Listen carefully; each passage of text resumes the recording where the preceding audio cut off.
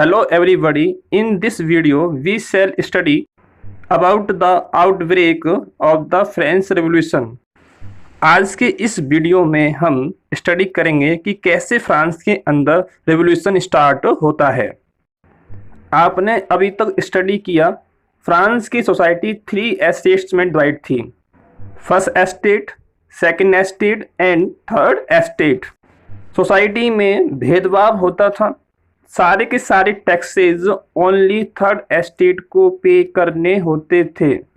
उसके बाद आपने देखा सोसाइटी में मिडिल क्लास इमर्ज होती है, जो कहती है किसी भी पर्सन को जन्म से स्पेशल राइट नहीं होने चाहिए और किसी भी पर्सन की पोजीशन उसकी मेरिट से डिसाइड होनी चाहिए, मतलब उसमें कितनी योग्यता है उसके हिसाब से उसकी पोजीशन होनी चाहिए।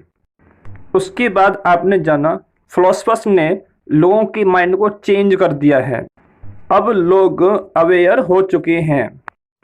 उसके बाद क्या होता है, राजा ने डिसाइड किया कि वो टैक्स को इंक्रीज करेगा।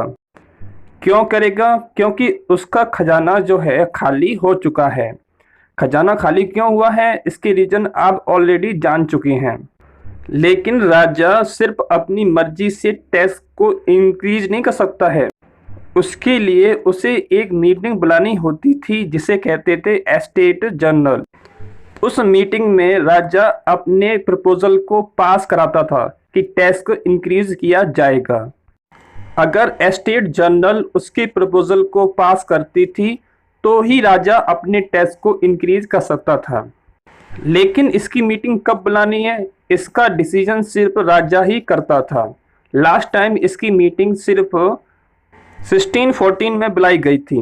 उसके बाद से राजा अब जाकर दोबारा से मीटिंग बुलाने की सोच रहा है। एस्टेट जनरल एक पॉलिटिकल बॉडी थी जिसमें सभी states, first estate, second estate and third estate, अपने अपने रिप्रेजेंटेटिव्स को भेजते थे।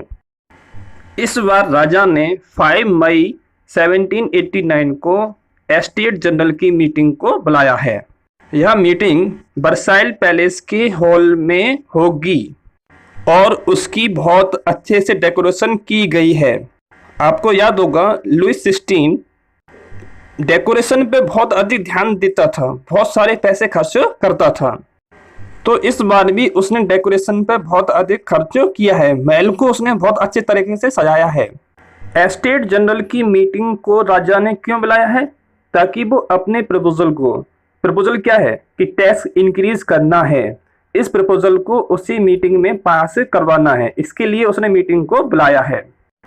इस मीटिंग में कौन कौन से लोग पार्टिसिपेट करते हैं? इस मीटिंग में फर्स्ट एस्टेट ने अपने 300 रिप्रेजेंटेटिव्स को भेजा है, सेकंड एस्टेट ने भी 300 रिप्रेजेंटेटिव्स को भेजा है एंड थर्ड एस्टेट ने उसके जस्ट डबल 600 रिप्रेजेंटेटिव को इस मीटिंग में पार्ट करने के लिए भेजा है। फर्स्ट एस्टेट के लोग और सेकंड एस्टेट के लोग एक दूसरे के सामने फेस करके बैठ जाते हैं और थर्ड एस्टेट के लोगों को उनके पीछे खड़ा कर दिया जाता है। दोनों साइड में आधे आधे लोग कर दिए जाते हैं।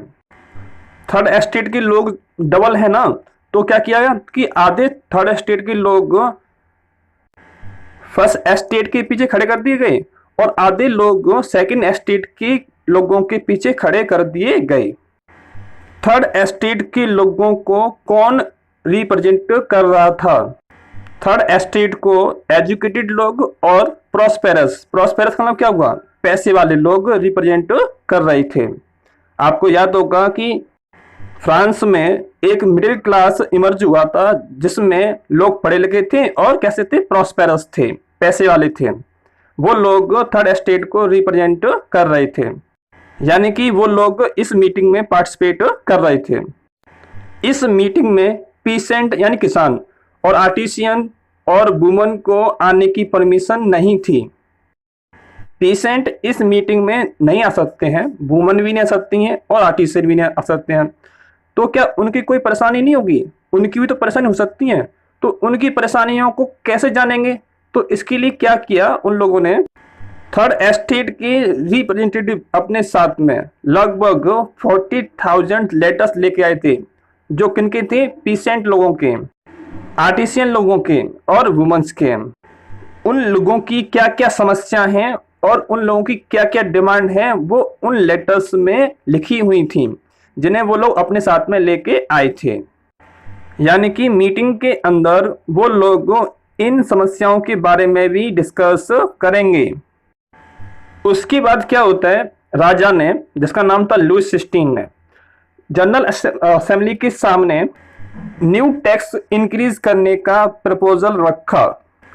अब उस प्रपोजल पर उन लोगों को वोटिंग करनी थी। तो वोटिंग करने का तरीका क्या था? वोटिंग करने का तरीका वही पुराना तरीका था जो पहले फॉलो किया जाता था। राजा इसमें कोई चेंज करना नहीं चाहता था। पुराना वोटिंग करने का तरीका क्या था कि एक एस्टेट का एक ही वोट होगा। जैसे मान लीजिए फर्स्ट एस्टेट है तो उसका एक ही वोट होगा, सेकंड एस्टेट है तो उसका एक ही वोट होगा, एंड थर्ड एस्टेट है उसका एक ही वोट होगा। अब मान लीजिए वोटिंग हुई तो फर्स्ट एस्टेट ने यस में आंसर दिया, सेकंड ने भी यस में आंसर दिया, तो उनके कितने वोट हो गए? 2। और थर्ड एस्टेट का कितना वोट हुआ? 1। तो ऐसी कंडीशन में टैक्स इंक्रीज हो जाएगा। लेकिन इस बार थर्ड एस्टेट की लोग इस परंपरा में चेंज करना चाहते हैं, इस सिस्टम में चेंज करना चाहते हैं। उन्होंने क्या प्रपोजल रखा, क्या डिमांड रखी कि इस बार क्या होना चाहिए कि एक पर्सन का एक ही वोट होना चाहिए और पूरी असेंबली के अंदर वोटिंग होना चाहिए। यह एक डेमोक्रेटिक प्रिंसिपल था जिसे रूसो ने अपनी बुक में मेंशन किया था। उनकी बुक क्या थी? The social contract. लेकिन राजा इस परंपरा में किसी तरह का चेंज करना चाहता नहीं था। उसने उनकी बातों को मानने से इनकार कर दिया। राजा ने बोला कि एक एस्टेट का एक ही वोट होगा और ऐसे ही होगा। तो क्या होता है कि थर्ड एस्टेट के लोग उस मीटिंग को बॉयकॉट कर देते हैं। बॉयकॉट का मतलब हुआ बहिष्कार करना। वो उस मीटिंग से बाहर निकल जाते हैं और इस तरह से एस्टेट जनरल की मीटिंग जो थी वो सफल नहीं हुई। इसके बाद उन लोगों ने क्या किया, इसे हम नेक्स्ट वीडियो में स्टडी करेंगे।